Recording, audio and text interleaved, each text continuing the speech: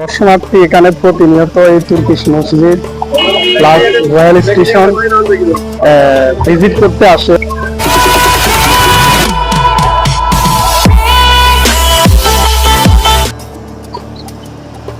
Hi friends, আসসালামু আলাইকুম।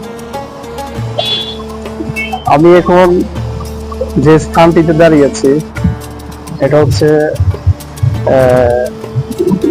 মদিনায় হারামের পাশে। জায়গাটার নাম হচ্ছে আম্বেরিয়া। এটাকে আম্বেরিয়া মসজিদ বলে। দেখেন, এটাকে আম্বেরিয়া মসজিদ বলে, আর এটার আরেকটা নাম হচ্ছে তুর্কিশ মসজিদ।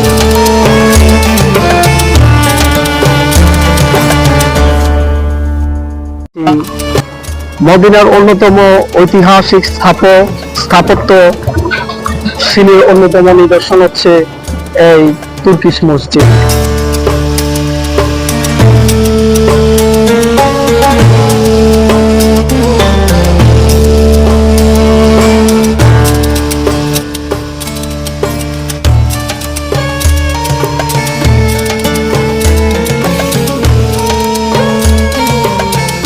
এটি 1918 সালে ওসমানীয় শাসক সুলতান দ্বিতীয় আব্দুল হামিদ এই তুর্কিশ মসজিদ নির্মাণ করেন।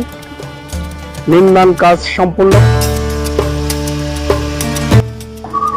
মসজিদটি মদিনার প্রাচীন রেল স্টেশনের কাছে অবস্থিত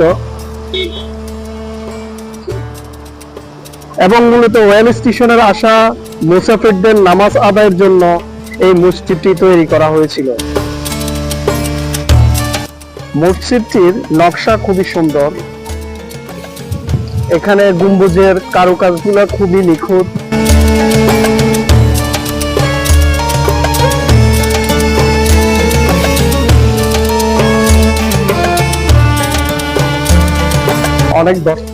আমি এখন আপনাদেরকে এর ভিতরে ঘুরে দেখাবো।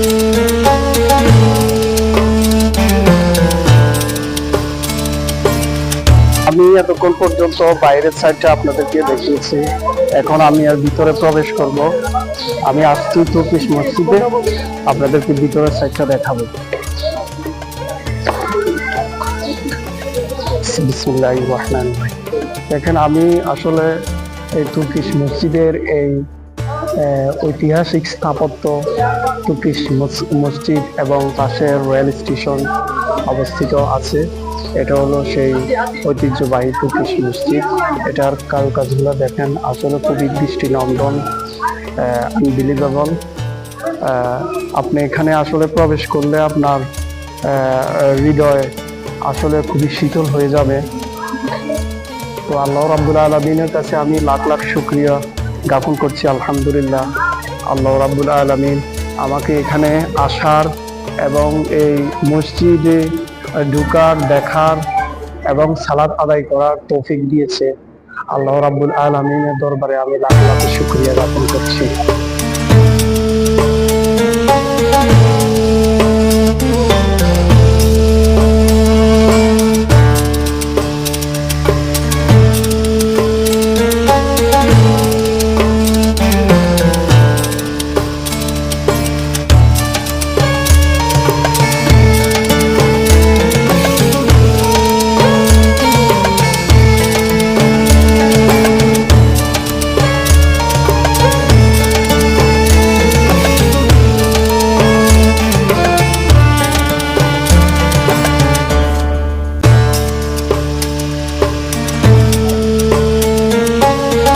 পাশে 8টি জানালা রয়েছে এবং একটি ছোট মিম্বর রয়েছে। আর এখানে দেখেন আর একটি দরজা রয়েছে, খুবই সুন্দর। তো আমি এখন 2 রাকাত সালাত আদায় করব।